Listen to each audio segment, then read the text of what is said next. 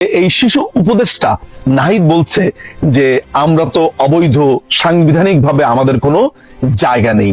কথাটা খুবই সত্যি।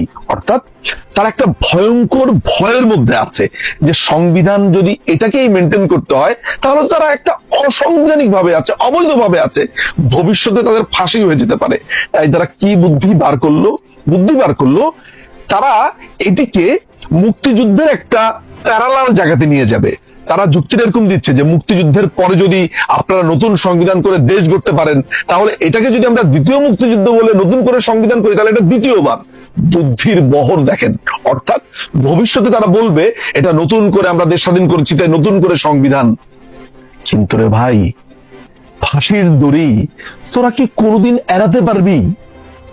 এই সংবিধানকে পাশ কাটিয়ে যা করা হবে সবই অবৈধ। কয়েকটা বাচ্চা ছেলের কাছে সারা বাংলাদেশ জিম্মি হয়ে গেছে। বাংলাদেশ আওয়ামী লীগ নেই, ধরা যাক বাংলাদেশ আওয়ামী লীগকে আপনি খুব খারাপ বলেন, তারা নেই দৃশ্যপটে, নেই। তাহলে আপনি কোন বালটা ছিঁড়ছেন? এই এত কিছুর ফাঁকে আপনি কি প্রশ্ন করেছেন এই সচিবালয়ে আগুন লাগলো সেটার কি করলি রে? সিসিটিভি ফুটেজ গুলো কোথায় গেল? এটা নিয়ে কথা বলছিস না কেন? ডিপ সিতে কি হচ্ছে? পিটার হাস এখানে কেন এসেছে? সেন্ট মার্টিন বন্ধ করলি কেন? দ্রব্যমূল্যের কি হলো? দিল্লি না ঢাকা করলি, তাহলে ভারত থেকে তুই চাল আনছিস, মেট্রো রেলের কার্ড বানাচ্ছিস, তাহলে আমাদেরকে ভুজুং ভাজুং দিচ্ছিস কেন রে? এই দখলের 5 মাস পার হয়ে যাবার পর হঠাৎ করে এই চোর বা এই জঙ্গিগুলোর ধুম করে মনে পড়লো যে আরে আমরা তো 5 মাস আগে একটি কথা বলিনি, এখন বলবো। চারুলিকে আপনাকে আওয়ামী লীগের ভূত দেখাবে। অর্থাৎ দেখেন ভাই আমি কিছু করতে পারছি না এই আওয়ামী লীগের কারণে। এই ম্যান্ডেট আপনাকে কে দিয়েছে? আপনি কি কোনো ভোটের মাধ্যমে নির্বাচিত? আপনি কি কোনো গণভোটের আয়োজন করেছেন? বাংলাদেশের কত শতাংশ মানুষের মতামত আপনি নিয়েছেন? জেলা, উপজেলা, ইউনিয়ন, গ্রাম, মহকুমা, কোন পর্যায়ে গিয়ে আপনি পাবলিকের মতামত নিয়েছেন যে আমরা সংবিধান 72-এর সংবিধানকে বাদ করে দিব, আমাদের নতুন সংবিধান আনবো? সেটার মতামত আপনার আছে? আপনি নেননি। বাংলাদেশকে পাকিস্তানিকরণ প্রায় সম্পূর্ণ হয়ে গেছে। এটি এখন বোধ করি আর বাংলাদেশ নেই, এটি পূর্ব পাকিস্তান কিংবা পাকিস্তানের একটি অঙ্গরাজ্য হয়ে গেছে বলে আমাদের কাছে এখন মনে হচ্ছে। এই দেশ দখল হয়ে গেছে, ইউনুসের অধীনে চলে গেছে, ইউনুসের এনজিওর অধীনে চলে গেছে। এই দখলের 5 মাস পার হয়ে যাবার পর হঠাৎ করে এই চোর বা এই জঙ্গিগুলোর ধুম করে মনে পড়লো যে আরে আমরা তো 5 মাস আগে একটি কথা বলিনি, এখন বলবো। তারা করলো কি? গত 2 থেকে 3 দিন আগে হঠাৎ করে সম্মিলিতভাবে তাদের যে সাঙ্গুপাঙ্গু আছে সবাই মিলে ঘোষণা দিল যে আমরা 31শে ডিসেম্বর আমরা একটি ঘোষণা দেব। খুব কায়দা করে সেটির নাম দিয়েছে প্রোক্লেমেশন অফ জুলাই রেভলিউশন। তারা জুলাইয়ের ঘোষণাপত্র পড়বে, নানান ধরনের ঢাক ঢোল বাজিয়ে তারা এটা বলল।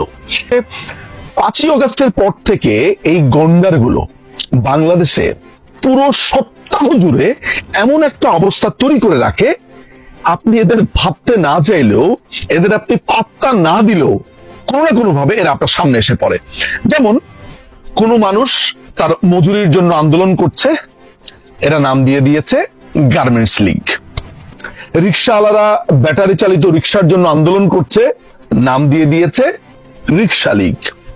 আনসাররা তাদের অধিকারের জন্য আন্দোলন করছে, শ্রমিক, যেই লোকটাই কোনো একটা আন্দোলন করছে। এমনকি জুলাই ঘটনাতে এই জামাত শিবিরের সহিংসতাতে আহত বিভিন্ন মানুষ যখন হাসপাতালে কাতরাচ্ছে, তারা বেশি কেন কাতরালো, তারা কেন টাকা চাইলো, এদের নাম দিল যে এরা আসলে আওয়ামী লীগের কর্মী ছিল, এরা এখন জুলাইয়ের পক্ষের লোক বা লাল পতাকার পক্ষের লোক সেজেছে, এমনও বলেছে। অর্থাৎ চারুলিকে আপনাকে আওয়ামী লীগের ভূত দেখাবে। অর্থাৎ দেখেন ভাই আমি কিছু করতে পারছি না এই আওয়ামী লীগের কারণে। দেখেন ভাই আমি কিছু করতে পারছি না, শেখ হাসিনা ফেরত এসেছে। নানান ভাবে আপনাকে আওয়ামী লীগের ভূত দেখাচ্ছে, আওয়ামী লীগের গল্প আপনাকে বলছে, আর তাদের মুখের মধ্যে তো আছেই ফেসিজম, ফেসিস্ট, নানান ধরনের কথাবার্তা। অর্থাৎ কোনো না কোনো ভাবে বাংলাদেশে গত 5.5 মাস ধরে চিন্তা করে দেখুন তো যে তারা আলোচনাতে থাকতে চেয়েছে কি চায়নি। ধরা যাক আপনি তাদেরকে নিয়ে 2 দিন আলোচনা করলেন না, 3 দিনের মাথাতে একজন আরেকজনের গাড়িতে ধাক্কা মেরে বলবে আমাকে খুন করতে চেয়েছে, আমার গাড়িতে ধাক্কা দিয়েছে। কেউ যদি ধরেন ফোনে কেউ মজা করে তাদের সাথে কথা বলে আমাকে হত্যার হুমকি দিয়েছে। এক লোক সম্পূর্ণ একটা ডাইলখোর, একটা ড্যান্ডিখোর, রংপুরের এক ছেলে, সে বলছে তাকে নাকি হত্যার হুমকি দিয়েছে, নিজেই তার নিজের দরজার মধ্যে লিখে রেখেছে সমন্বয়ক সাবধান বা সামথিং লাইক দ্যাট। অর্থাৎ প্রত্যেকটা সময় তারা আলোচনার মধ্যে থাকতে চাইছে, আলোচনার একটা বস্তু হতে চাইছে। এইটা তো আছেই মূলনীতি। এই মূলনীতিকে তারা বলছে মুজিববাদী, এবং মুজিববাদী বলে এবং বঙ্গবন্ধুকে একনায়ক বলে এই সংবিধানকেও এখন একনায়ক বলছে। কিন্তু আপনি প্রশ্ন করছেন না যে এই সংবিধানে তো বাংলাদেশের 72-এর পর থেকে প্রত্যেকটা সরকার এই সংবিধানকে ফলো করেছে। আমি যদি অন্য সবাইকেও বাদ দেই, বাংলাদেশের আরেকটি পার্টি যারা একটা দীর্ঘ সময় ক্ষমতায় ছিল, বিএনপি, তারাও এই সংবিধান মেনেছে। এরশাদ ক্ষমতায় ছিল 9 বছর, তারাও এই সংবিধান মেনেছে। What about that? এবং এই সংবিধান নিয়ে প্রচুর আলাপও হয়েছে তার পক্ষে, এরাই বলেছে হচ্ছে এই যে আপনি ক্ষমতা দখল করলেন, এই যে আপনি নতুন করে সংবিধান আনতে চান, যেটা আগামীকালকে খুব সম্ভবত ঘোষণা দেওয়া হবে, এবং ফরহাদ মজাহার এটা বারবার বলে আসছে, এই ম্যান্ডেট আপনাকে কে দিয়েছে? আপনি কি কোনো ভোটের মাধ্যমে নির্বাচিত? আপনি কি কোনো গণভোটের আয়োজন করেছেন? বাংলাদেশের কত শতাংশ মানুষের মতামত আপনি নিয়েছেন? জেলা, উপজেলা, ইউনিয়ন, গ্রাম, মহকুমা, কোন পর্যায়ে গিয়ে আপনি পাবলিকের মতামত নিয়েছেন যে আমরা সংবিধান 72-এর সংবিধানকে বাদ করে দিব, আমাদের নতুন সংবিধান আনবো? সেটার মতামত আপনার আছে? আপনি নেননি। আপনি গণতন্ত্রের কথা বলছেন, আপনি জনগণকে সম্পৃক্ত করবার কথা বলছেন, বইয়ের পরতে পরতে বারবার বলছেন যে আমাদেরকে সংস্কার প্রয়োজন, সংস্কার প্রয়োজন। কিসের সংস্কার প্রয়োজন? কোনো মতামত ছাড়া, কোনো ভোট ছাড়া, নির্বাচন ছাড়া আপনি নতুন করে নিজের মনের মতো সংবিধান লিখে সেইটা চাপিয়ে দিয়ে আপনি নির্বাচন করবেন। অর্থাৎ আপনি একনায়কতান্ত্রিক আচরণ করে একটি গঠনতন্ত্র বানিয়ে মানুষকে আবার গণতান্ত্রিক হওয়ার সবক দিচ্ছেন। এটাই হচ্ছে ইউনূসের বাহিনী, এটাই ফরহাদ মজাহারের বাহিনী। মজার ব্যাপার হচ্ছে তারা বারবার বলছে এটি একটি ফ্যাসিবাদী সংবিধান, ফ্যাসিবাদী সংবিধান। আপনি যদি এই বইটা পড়েন, হাস্যকর ভাবে আপনি দেখতে পাবেন সেখানে রাশিয়ান বিপ্লবের পর লেনিন ওয়ান পার্টি গঠন করেছিল। অর্থাৎ সেখানে কমিউনিস্ট পার্টি ছাড়া আর কোনো পার্টি ছিল না, একটা মাত্র পার্টি। সেই পার্টির কথাই সবাইকে শুনতে হবে, বলশেভিক, তাদের কথা শুনতে হবে, তাদের কথা জানতে হবে, এবং এভরিথিং। সেখানে কৃষি বিপ্লবের কথা হচ্ছে, যে কৃষকদের কথা শোনার কথা বলা হচ্ছে, সবই করেছে এক নায়ক ভাবে। সেই ফ্যাসিজমের উদাহরণ দিয়ে আপনার এই পুরো বই ভরিয়ে ফেলেছে। মাও জেদুং এর কথা বলছে, আরেক চরম ফ্যাসিস্ট একটা লোক, সেই মাও জেদুং, সেই লেনিন, তাদের উদাহরণ দিয়ে আসছে। আবার কথায় কথায় ফুকো ঝাড়ছে, কথায় কথায় আপনার নানান দার্শনিকদের কথা বলছে। প্রত্যেকেই পাশ্চাত্যের দার্শনিক, 100 বছর, 200 বছর, 60 বছর, 70 বছর আগের দার্শনিকদের কথা। কথায় কথায় তার উদাহরণ দিচ্ছে। এই যে বললাম লেনিনের উদাহরণ, যে নিজেই ছিল একটা একনায়ক, আপনাকে একনায়কের উদাহরণ দিয়ে বই লিখছে, সেই থিওরি আবার মানতে বলছে, সেই থিওরি আবার বাংলাদেশে পালন করতে বলছে, আবার নিজেরাই সংবিধান বানিয়ে আবার বলছে যে আমরা আবার জনগণের মতামত নিব। কিন্তু তা হচ্ছে না। এই হচ্ছে এদের পুরো চিন্তাধারা। এখন এই 31 তারিখে তারা যেটা করতে যাচ্ছে, অর্থাৎ সংবিধানকে রদ করা, সংবিধানকে বাতিল করা, কেন? কারণ হলো কিছুদিন আগে তারা চেষ্টা করেছিল যে রাষ্ট্রপতি শাহাবুদ্দিন চুপ্পু সাহেবকে তার পদ থেকে অপসারণ করবে। সাংবিধানিক ভাবে তারা সেটা পারছে না, এবং এও জানে যে বাংলাদেশে এখন বর্তমানে প্রধানমন্ত্রী হিসেবে মাননীয় প্রধানমন্ত্রী শেখ হাসিনাই আছেন, কেননা তিনি কোনো রেজিগনেশন দেননি। অর্থাৎ তারা কিন্তু বারবার বলছে যে বলছে এবং বুঝতে পারছে যে তারা অবৈধ। এই যে এরা গণতন্ত্রের কথা বলছে, এরা নিজেদেরকে বারবার মুক্তিযুদ্ধের একটা প্যারালালি বলছে। অর্থাৎ মুক্তিযুদ্ধকে ভুলে যেতে হবে, এটাই হচ্ছে নতুন মুক্তিযুদ্ধ। এই যে বলছে, এই যে তাদের প্রতি অশ্রদ্ধা, বঙ্গবন্ধু কন্যা সবার আগে এই রাজাকারের বাচ্চাদের চিনতে পেরেছিল। মুক্তিযুদ্ধের ব্যাপারে ও কি বলছে, অর্থাৎ রাজাকাররা যা করেছে এটা সঠিক ছিল, এটা বলছে হাসনা।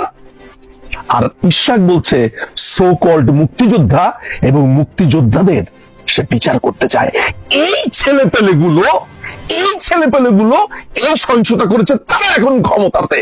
এটা চিনেছে বঙ্গবন্ধু কন্যা, আপনারা চিনতে পারেননি।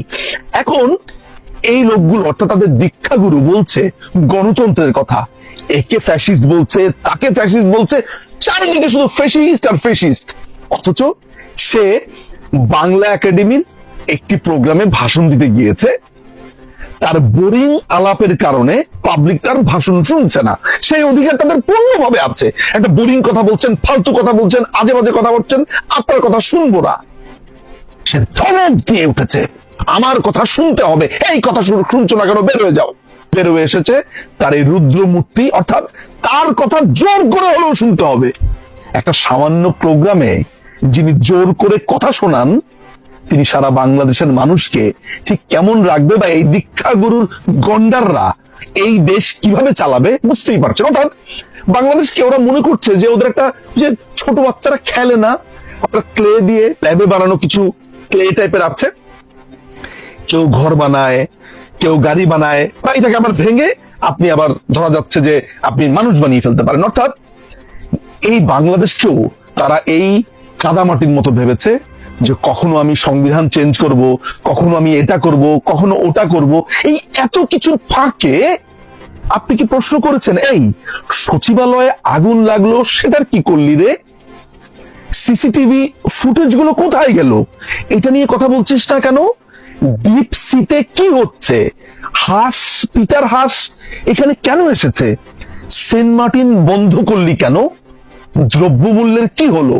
দিল্লি না ঢাকা, দিল্লি না ঢাকা করলি, তাহলে ভারত থেকে তুই চাল আনছিস, মেট্রো রেলের কার্ড বানাচ্ছিস, তাহলে আমাদেরকে ভুজুং ভাজুং দিচ্ছিস কেন রে?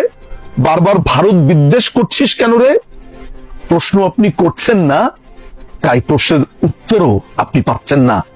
কয়েকটা বাচ্চা ছেলের কাছে সারা বাংলাদেশ জিম্মি হয়ে গেছে। বাংলাদেশ আওয়ামী লীগ নেই, ধরা যাক বাংলাদেশ আওয়ামী লীগকে আপনি খুব খারাপ বলেন, তারা নেই দৃশ্যপটে, নেই। তাহলে আপনি কোন বালটা ছিটছেন?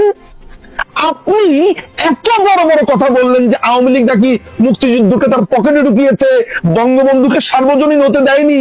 তাহলে এই যে মুক্তিযুদ্ধকে সকল মুক্তিযোদ্ধা বলছে, মুক্তিযুদ্ধকে এভরিডে অপমান করছে, এই সহিংসতার সাথে মুক্তিযুদ্ধকে আপনার তুলনা করছে, 72-এর সংবিধান বাদ দিচ্ছে, আপনি মুখে কোন বালটা পড়ে আছেন, কিচ্ছু বলছেন না। অনেকে বলবেন মুখের ভাষা খারাপ করি, আপনাদের জন্য মুখের ভাষা আমি ভালো করি কি করে? এতগুলো মানুষ কোনো প্রতিবাদ করছেন না, কেউ কোনো কথা বলছে না। বিএনপি সেটা বুঝতে পারছে যে তারা নির্বাচনের কথা বলছে বলে তারা চিন্তা করে দেখেছে যে বিএনপিকে আউট করতে হবে এই মার্কেট থেকে, তা না হলে তারা নির্বাচন করে ক্ষমতা নিয়ে কি না কি করে বসে। বুঝতে পারছেন পুরো ঘটনা কোন দিকে যাচ্ছে, কি হচ্ছে না হচ্ছে? এই 31 তারিখে আর কিছুই না, শুধু নিজেদের ক্ষমতাকে একটা দীর্ঘ সময়ের জন্য বাংলাদেশের বুকে যাতে চেপে বসতে পারে, তাদের উপরে কেউ কথা না বলতে পারে, সেটারই ব্যবস্থা চলছে।